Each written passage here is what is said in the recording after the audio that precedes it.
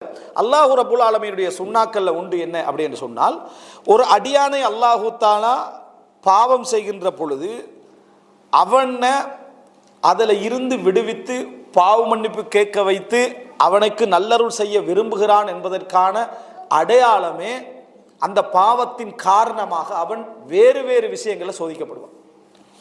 வேறு வேறு விஷயங்களில் அவன் சோதிக்கப்படுவான். அந்த விஷயத்தில் சோதிக்கப்படாமல் பாவங்கள் நடந்துகிட்டே இருக்கும். ஆனால் வேறு வேறு விஷயத்தில் என்ன செய்வான்? சோதிக்கப்படுவான். பொருளாதார நெருக்கடி, சும்மா இருந்த குடும்பத்துக்குள்ள என்ன செய்யும்? பிரச்சனைகள் தானா வரும். ஏன் மனைவி நம்மளோட சண்டை பிடிக்கிறான்றதுக்கு ரீசனே என்ன செய்யாது, இருக்காது. நான் ஏன் மனைவியோட இவ்வளோ டென்ஷன் ஆகிக்கிறேன்னு அவனுக்கு என்ன செய்யாது, ரீசன் விளங்காது. கண்ணூர்ன்றது, கண்ணூர் நம்ம சூரியன், நீ பாவம் செஞ்சது கண்ணூர் சூனியம் எல்லாம் உண்மை. ஆனால் நீ செஞ்ச பாவத்தை அடையாளம் காணாம உடனே என்ன செஞ்சிடுறது, அடுத்த பகுதியில் போட்டுரு. என்ன காரணம் என்று நீங்க பார்த்தீங்கன்னா அதுக்கு பாவம் காரணமாக இருக்கும். இதுக்கு காரணமும் அல்லாஹ் உங்களை மன்னிக்க விரும்புகிறான், உங்களை உணர்வு செய்ய விரும்புகிறான், உங்களை திருப்பி அவனின் பக்கம் அழைக்க விரும்புகிறான் என்பதுதான் அது. அல்லாஹ் உங்களுக்கு உணர்த்தக்கூடிய, இந்த உலகத்தில் அல்லாஹ் நேரடியாக வந்து துவாவை கபூல் செஞ்சதுக்கு அடையாளங்கள் இது. ஒரு அடியானை வச்சு தான் அல்லாஹ் என்ன செய்வான், அதை செய்வான். அதே போல சோதனைகளை வச்சு தான் உங்களுக்கு என்ன செய்தியையும் அல்லாஹ் தஆலா தருவான். அதனால தான் ரசூல் ஸல்லல்லாஹு அலைஹி வஸல்லம் சொன்னார்கள், இதா ரஅய்தல்லாஹ யுஅதில் அப்த அலா மஆசிஹி ஃபஅலம் அன்னஹு இஸ்தித்ராஜ். ஒரு அடியான் பாவம் செய்ய செய்ய அவனுக்கு சோதனைகள் இல்லாமல் அல்லாஹ் தஆலா அதனை அவனுக்கு நிறைய கொடுத்து கொண்டே இருக்கிறான் என்பதை நீ கண்டால் அல்லாஹ் அவனை படிப்படியாக பிடித்து கொண்டிருக்கிறான் என்பது அர்த்தம்.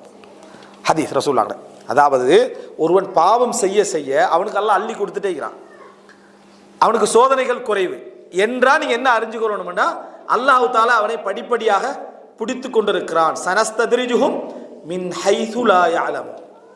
அவர்கள் அறியாத வண்ணம் அவர்களை நாம் படிப்படியாக பிடிப்போம். அல்லாஹ்வுடைய படிப்படியாக பிடித்தல் எப்படி இருக்கும் என்ற சுன்னத்தை நீங்க சரியா விளங்கணும். இந்த படிப்படியாக பிடித்தல் என்ன விளங்கணுமே, அல்லாஹ்வுடைய சுன்னத்தெல்லாம் இன்னல்லாஹ காலிபுன் அலா அம்ரி, அல்லாஹ் தனது காரியங்களில் மிகைத்தவன். எப்படி மிகைச்சவனா இருக்கின்றா, நீங்க ஒருவரை தாழ்த்துவதற்கு போடுகின்ற திட்டம் தான் இறைவன் அவரை உயர்த்துவதற்கு போடுற திட்டமே. பாருங்க, அப்படி நம்ம உத்தர தாழ்த்துறதுக்கு ஒரு திட்டம் போறோம் வைங்களே. இப்ப அல்லாஹு தஆலா எப்படி அதை அந்த செக்ஷனை செய்ய வைப்பான்டா, அதுதான் அவனை உயர்த்துறதுக்குரிய படிமுறையை அல்லாஹ் ஆக்கிடுவான். அது கொஞ்சம் கொஞ்சமா நீ முடிவு செய்யற கட்டத்தில் பார்த்தீங்கன்னா நீங்க உயர்த்தி விட்டுப்பீங்க. ஆனா உங்களுக்கே தெரியாம இருக்கும், சதி செய்யக்கூடியவங்களுக்கு. அதே போல பாவத்திர விஷயத்துல முன்னேற்றம் என்று எதை நினைக்கிறானோ அதைத்தான் அல்லாஹ் தஆலா படிப்படியா அழிவுக்குரிய படியா என்ன செய்வான், மாத்திக்கொண்டு வருவான். இது அல்லாஹ்வுடைய சுன்னத். அப்படின்னா இந்த உலகத்துல வெளிப்படையா அது